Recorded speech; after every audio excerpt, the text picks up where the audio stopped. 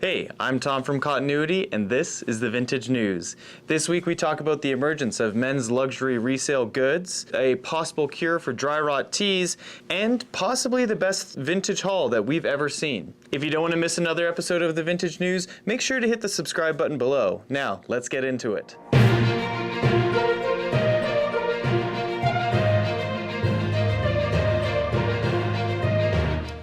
On the last episode, we talked about Round 2 founder Luke Fracher and how he was opening a new store in New York City called Luke's. Well, it seems the New York Times beat us to the punch and actually reported on him as well. In the article, they talked to Mr. Fracher as well as other popular sellers like Justin Reed and 4G, who, if you haven't heard of 4G, just sort on Grilled from highest to lowest and you'll find him there. While the piece was mostly a profile on the three sellers, it also highlighted some important points about the state of men's resale. Mids do pay the bills in most stores, but it does show that most vintage consumers have been around for quite some time now, and they aren't scared to pay the big bucks on the big ticket items. Those consumers are also older, so they have a bit more money and a bit more refined taste, and they aren't scared to spend a little bit more on the things that they want. They aren't perturbed by the idea of a secondhand item, and are willing to shell out some money for things that they deem unique, hype, or just something that they really want. This is likely an intended consequence of brands like Gucci and Louis Vuitton doing collaborations and veering a bit more towards streetwear these days. These refined consumers can talk about how they only prefer vintage or archive pieces from designers like Junya Watanabe or Chrome Hearts. They like to think that they got it before TikTok made it popular, but they're part of the same problem if I were to assume. The needle continues to move on what's cool, and we think places like Luke's are being the ones that define that movement. Dry rot has been the enemy of vintage enthusiasts for quite some time. If you aren't familiar, dry rot is when certain black dyes slowly form into acid over time and eat away at the cotton fibers of vintage t-shirts. This typically only happens to dead stock tees, but it does also happen to ones that have been only washed a few times.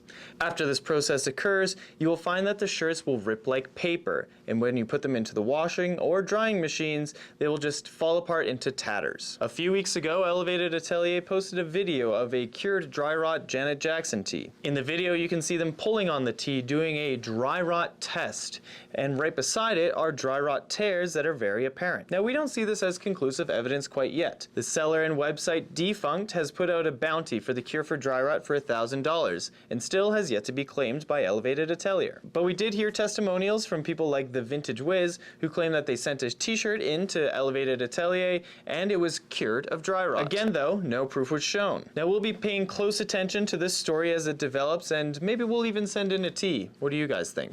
This episode is brought to you by From Another. From Another is Alberta's premier spot to buy vintage, sneakers, and streetwear.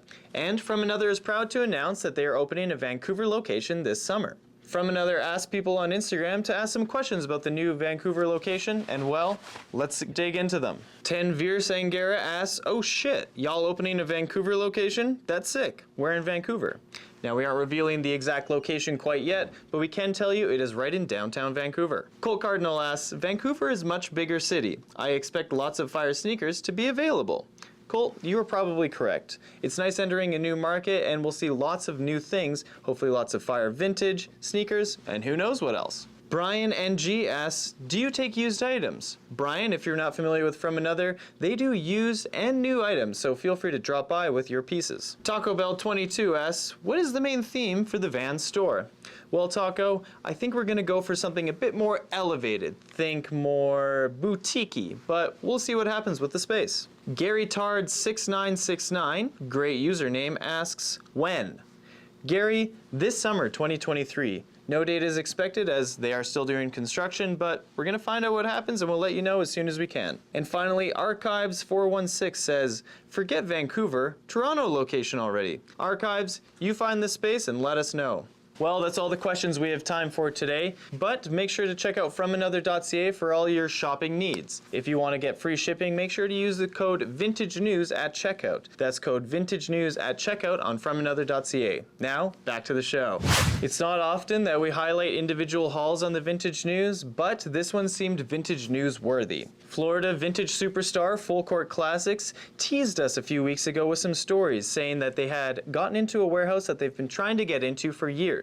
After some pictures of some full boxes and warehousey type things, we finally get to the main prize. After a lot of persistence, Full Court Classics was able to open the box and revealed an entire box full of wrap tees. If you're not familiar with wrap tees, they are non-licensed bootleg tees that were made by individuals to sell at random stores, in parking lots, and outside of concerts. These tees are highly desirable, and some can go for over $4,000 for a single tee.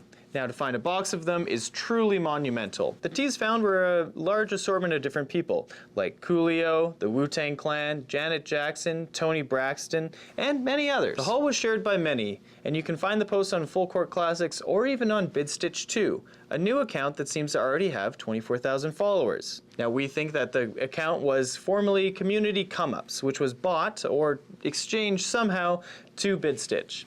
They can't seem to produce an app, but they can't afford a new Instagram account, so we'll see what happens on the horizon. That's all for the vintage news this week. Make sure you subscribe below to the From Another YouTube channel so you don't miss the next one. And if you have any big news that you want to share that should be on the show, make sure to message me, Continuity. Thanks for watching. This is Tom, signing out.